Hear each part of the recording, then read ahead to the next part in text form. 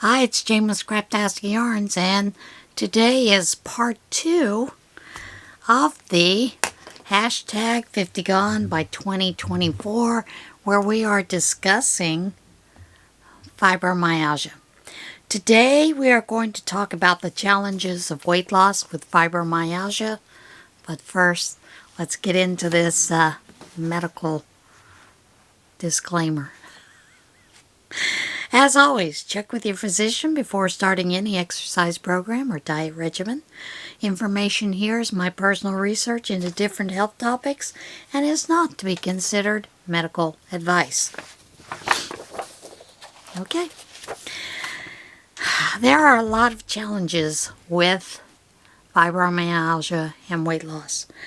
First of all, losing weight with fibromyalgia is going to be more difficult simply because of the aspects of the condition of fibromyalgia. But it also shows that there is a large percentage of people with fibromyalgia that are also overweight. Well, duh. You know, what can you say? But helping to lose weight is going to help with all of those symptoms. It also helps you to work to manage your condition. It just does.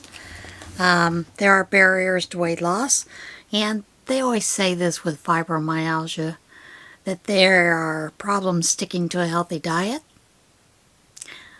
And, sometimes I wonder, y'all are full of it. Unpredictable and fluctuating symptoms, that I agree with. Exercise intolerance, yep, I agree with that. Being sedentary, which leads to a loss of strength and stamina. Yes, but you can be sedentary and build up your muscles. So let's not use that as an excuse. And they always say, problems sticking to a diet. We got to recognize that if you're going to call it a diet, you're probably going to have trouble sticking to it. But if you make lifestyle changes, it's easier to stick to. But, of course, when you're having pain and fatigue, it makes it harder to go grocery shopping so that you can get fresh food. However, almost all grocery stores now deliver or have a service where you can go online, choose what you want, and have it and pick it up. Cooking. This is the biggest thing sometimes for me that was really hard, was cooking. And it wasn't so much the physical aspect of standing up, cooking, cutting the vegetables, all that kind of nonsense. It had to do with the brain fog. There were times I'd be cooking and I would forget it was on the stove. And sometimes it made it hard to follow a recipe. Did I already put in? Did I already add the garlic powder? Huh. Did I already add the thyme? Did I already? So yeah, what I found helps for me is just have a checklist and go off that. And sometimes just your lifestyle in general and finances can make a big difference. I mean, it really can. So if you can, have someone cook for you. Subscribe to a meal box delivery service. Have fresh meals or groceries delivered. Keep simple foods on hand. That's the easiest one, simple foods. Finding ways to make cooking easier on you. Crock pot, Instapot, air fryer. The one thing that I also do is I pull up a chair if I'm going to be spending time peeling potatoes, cutting things. I pull a chair up to that counter and I sit sometimes while doing it. Stand other times. Sometimes I'm doing some movements to get a little exercise in. Just find what works for you. Healthy snacks that do not need to be prepared is a big one. Things like fruits, vegetables, nuts, seeds, cottage cheese, yogurt, those kind of things. When you have flare-ups, it can change the way you feel about doing all of these things. As as well as anything.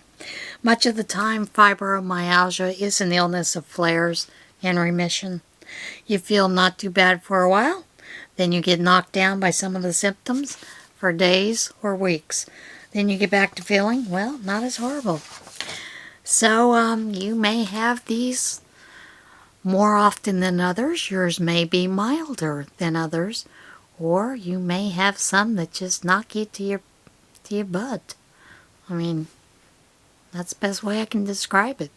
There are some days that it's all I can do to heat up a can of soup. So, you know. But I do try to make sure that I am doing my Tai Chi daily. Whether I am doing it actively, standing, walking, doing the full motions, or even doing it in a chair, seated Tai Chi. All of these exercises can be done seated. So consider using that when you need to. Ups and downs are a pain in the butt. And some days you're going to be lucky if you can get yourself cleaned up and feed. Eat. I mean, that's just the God's honest truth with fibromyalgia. When you're having a good routine, you'll think, oh boy, I can handle some light exercise, no problem. And so you do it, and then you have a flare up again, and you skip a few days. That's where you get into that routine of doing those habits that don't work for you. And exercise basically is a habit. So, do what you can, recognize the pattern, recognize what's going to work for you. You may see that if you do a certain amount of too much time exercising, that you'll have a flare-up the next day. So consider cutting back and just doing those things more often during the day. Sometimes that'll help. And there are days when you're going to wonder, is the exercise what caused it? There are days when I am running full steam, and I can tell you, when Thomas had this chemotherapy, there were days I thought I was going to die because I had to go out and do all kinds of things, And then the next day I was in such pain I couldn't move. The only good thing was that he was feeling so sick that he couldn't move either, so we were both like. Now, you got to remember not to overexert yourself. If you are starting out on an exercise program and you find that you are moving too much and you're getting too exhausted, stop. Turn around, go home. Call a friend and have them come pick you up and take you home. You can have all kinds of overexertion from all kinds of things, just from walking around the block, cleaning the house, having sex. Yeah, that can be a real killer. Grocery shopping, you name it. It all does it. You do too much and you pay for it. It does not help you when it comes to weight loss. It just does not. So, a lot of people decide that they are not going to exercise at all, become afraid of it, and then they develop something that they call kinesiophobia. They're afraid to move. Don't get yourself into that. Refuse to exert yourself may stop the cycle, but it doesn't help with weight loss. It just makes you more out of shape and can lead to increased pain from stiff joints, tight muscles, and connective tissues. The solution to that is learning how to moderate and do some gentle exercise that your body can handle, sticking to it as much as possible. Warm water exercise. That twinges in the hinges at the Y is a really good program. Yoga, Tai Chi. Qigong is the same thing as Tai Chi, almost. It's a little different. Pilates. I've never tried that. Being sedentary when you're in pain and exhausted can't help but be more sedentary than you're used to be. Leads to a loss of muscle strength and a drop in stamina, and it's really hard to break that cycle. Consider doing some exercises that are gentle exercises that you can do in bed. There are many yoga exercises that you can do in bed that don't put a lot of stress on you, but will still help keep you build with that muscle so you won't lose some muscle.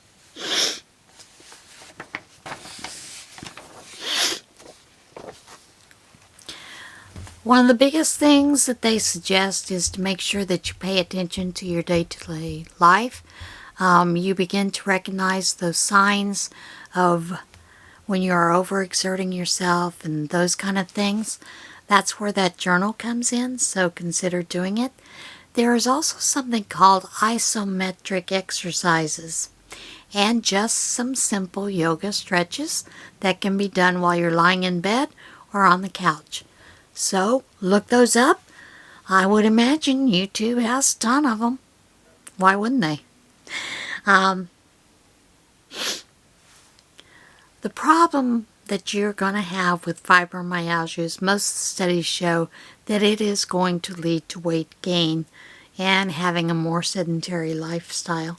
And then you're going to have more severe symptoms. You're going to have higher pain levels, more tender joints, higher disease activity levels, more depression. Sometimes it does cause depression. So you want to consider doing some of those easier exercises to help with that. Research has focused on why people with fibromyalgia have weight problems and what to do. There was an early study that came out in 2015, and the researchers had asked the obese study participants with fibromyalgia between the ages of 30 and 60 about their physical activity, weight loss history, and symptom levels. The answers revealed several themes that likely won't surprise many of us with this condition. There is a complex relationship between symptoms, daily responsibilities, and weight management. A lot of emotion is tied up in the weight.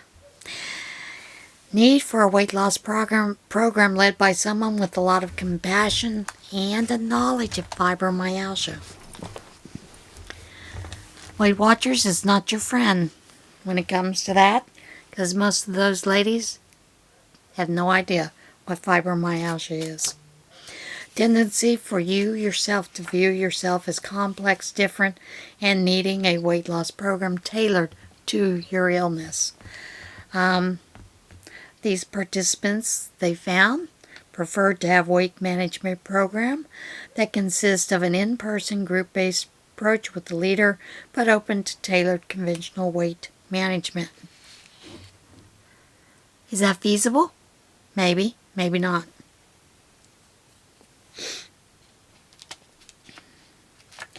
And here's what's the interesting thing. You're going to find there aren't very many organizations that will design such a program or leaders with the qualifications to run it. Here's the other thing. It's going to be difficult for you, for those of us with this illness, to actually get the kind of program regularly because of the nature of our symptoms. It's like a double-edged sword, you know? So, one of the ways that you can do some things, you remember when I told you what your metabolic rate is? You are more likely, if you have fibromyalgia, to have a 25% lower metabolism rate. 25%. That means it's going to be harder for you to lose weight. So, the doctor has determined that's an equivalent of a 500 calories per day that you should have less than someone who does not. Even with my fibromyalgia, I was seeing a weight management doctor. She insisted I got 1,500 to 1,600 calories a day. I kept telling her I cannot lose weight on that. She said, yes, you can. You need to eat more. I followed it. Gained 50 pounds. So, yes, there are some ways that you can do this. And unfortunately, some of the medications that you're going to get, like the gabapentin, sometimes it's going to increase your appetite. So you got to be careful there.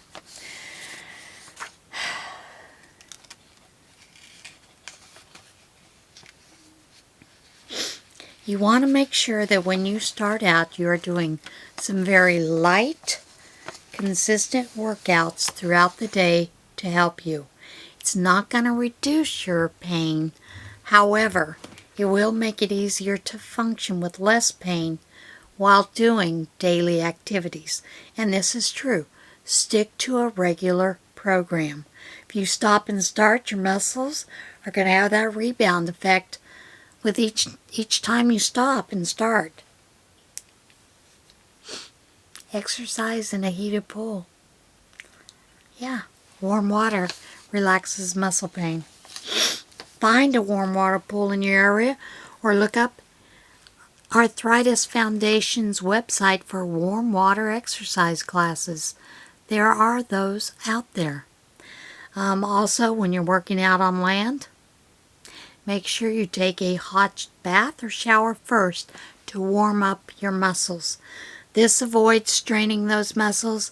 Make sure you always stretch when you're warming up. Always stretch. Exercise will leave you too sore. If you're unable to move, you might be afraid to try it again.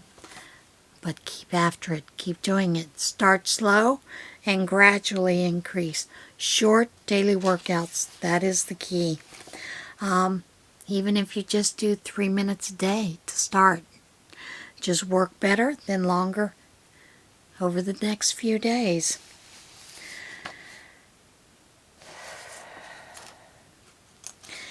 Sleep. We've already talked about it in the past. Sleep does affect your weight. It can keep you from losing weight. It can cause you to gain weight if you're not getting good sleep. Here is the problem that most of us with fibromyalgia have. We have trouble falling asleep. We wake up several times during the night, and then we're wiped out and exhausted the next day.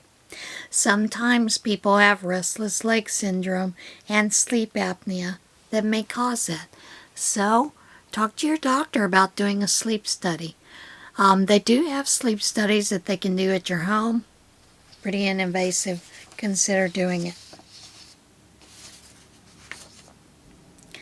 Sometimes you're too depressed to exercise, but you know what? The funny thing is exercise does help with the depression as well. When you have fibromyalgia, your feel-good brain chemicals such as dopamine and norepinephrine are out of whack. So that's going to play a role in depression. Exercise does help by releasing endorphins. These neurochemicals block pain and stress, improving your mood. So find someone who can help you with that, with the exercise, the depression, those kind of things. When I was talking with the rheumatologist about the fibromyalgia and the pain that I was having, he asked me one simple question. When you have exercised a lot in your life, at any given point in your life, did you ever have that feel-good sensation afterwards? I've never had that, ever, my entire life. Even when I was on the drill team and doing all the exercises we did and everything else, I never had those feel-good endorphins. So he said that was a big clue.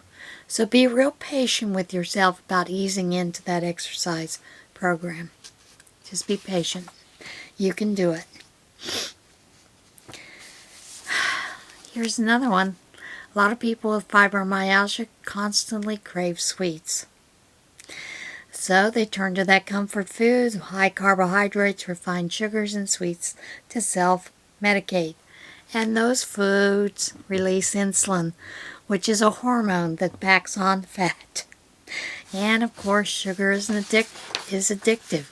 It doesn't help that they add all these other chemicals that make it even more addicting than possible. There is something called a trisalt, that's salt sugar that actually clicks something in your brain where you are craving more sweet and salty items. One of the other things that you need to look at is make sure that your mineral levels are normal.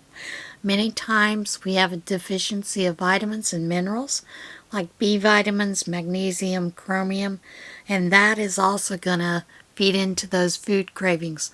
So you might consider getting a doctor that will run a complete panel on all of your minerals and vitamins that are within your body to see if you do have that issue. One of the other things is preventative. Real simple. Take a multivitamin every day. Ditch sodas. Substitute fruit for sweets and read those labels. You know what they say. If it ends in ose, it has sugar, like sucrose and fructose. You have a headache and groggy? That most often is due to the fibromyalgia, brain fog. But it can also be because of a dysfunctional thyroid. So many people, in fact they say more than 26 million Americans, suffer from an underactive thyroid, and less than 1/3 are properly diagnosed and treated. You could also have an iodine deficiency, and that will lead to decreased energy, and of course when you get tired your muscles tighten. So they tell you to think about when your neck and shoulders feel after you've been sitting at work at a desk all day. Bingo, you're going to have that.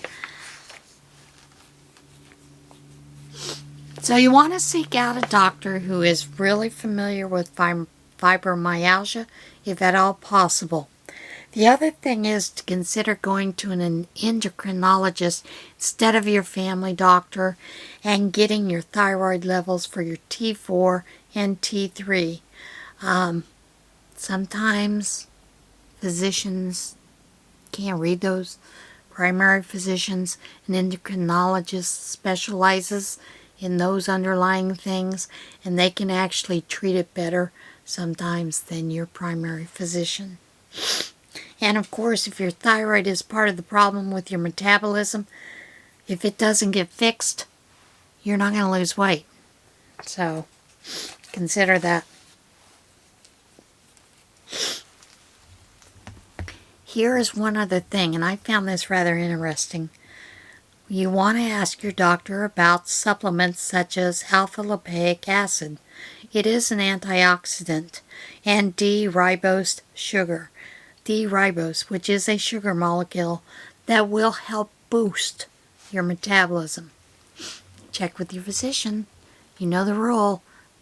Check with your physician. Ribose is the heart of energy production in the body. Alpha-lipoic acid also gives you more drive by turning blood sugar into energy. So consider that. If you're not sure how to eat better, stick to fruits and vegetables and eliminate processed foods. But you may have to experiment to see what works for you. A doctor of rheumatology also suggested stripping out all foods with preservatives or colorings. Found that rather interesting. I had not seen that. He says a clean, all-natural diet will help you to stay healthier. And they also tell you to replace sugars and artificial sweeteners with natural agave nectar or honey. Stick with hormone-free chicken and meats, grass-fed beef, organic fruits and vegetables, and drink plenty of waters. Well, you know, some of us can't afford all those organic things. So you do the best you can, okay? I will tell you that following a more keto diet, less carbohydrates, and almost a full carnivore diet has helped me tremendously with not only losing weight, but also my pain levels. So, you know, like they said, experiment, see what works for you. There is not one answer that fits everyone because, you know, our body didn't get the manual when we were born. Sometimes our bodies react differently. Yours reacts differently than mine does. So, those are some suggestions. Keep after the exercise. Do it slow. Do it moderately. Build up to it. Consider on those days when you're having a bad fibro day to do some of those stretches in bed, yoga in bed. Check them out. All right, guys, that is it for today. I hope this has helped you somewhat. You know, that is the goal with this. And of course, with trying to lose 50 pounds, by 2024, we need every little bit we can get. All right, guys, I'll see you guys again soon. Be kind to one another, love one another, be kind to yourself, love yourself. Get out there and see this big, beautiful world. Take a little walk, even if it's only 5 minutes. See you guys soon. Bye.